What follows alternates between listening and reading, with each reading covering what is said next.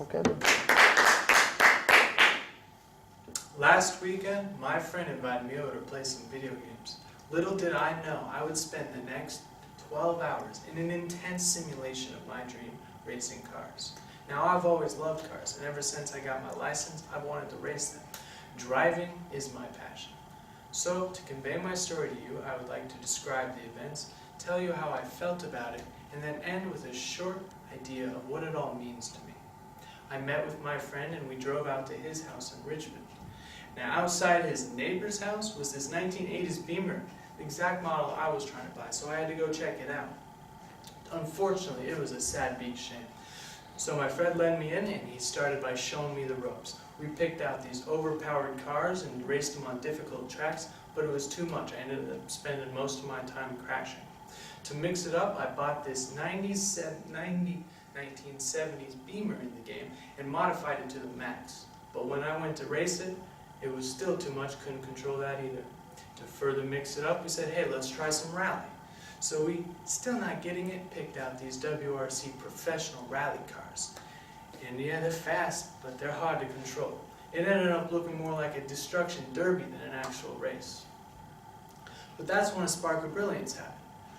We decided, let's get these Daihatsu four-wheel drive old hatchbacks and race them on some of the same rally tracks and see if we can't learn rally from the ground up. It ended up being phenomenal success. We were able to go slow enough where we could learn to control our driving off-road.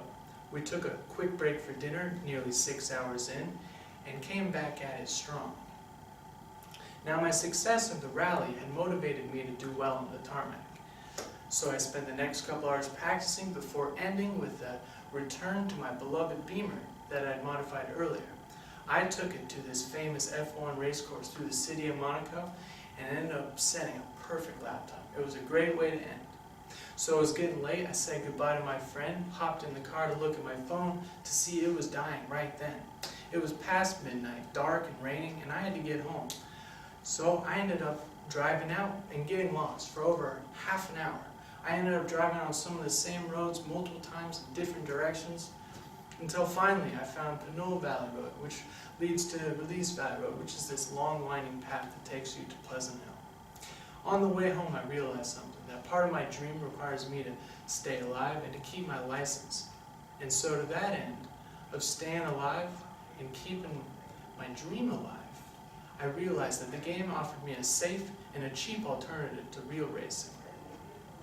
It turns out the game was also fun too, much more fun than I'd expected it to be.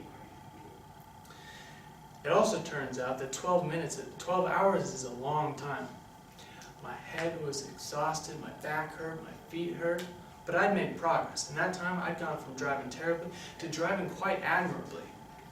But it did surprise me how long it took for me to get the hang of it, seeing as I'm so self-conscious about my driving. Now, the game turned out to be pretty realistic. There was quite a selection of cars and quite a bit of customization. Now, I relay to you my evaluation of the game because it directly relates to how strong of a connection the game afforded me to my dream of really racing.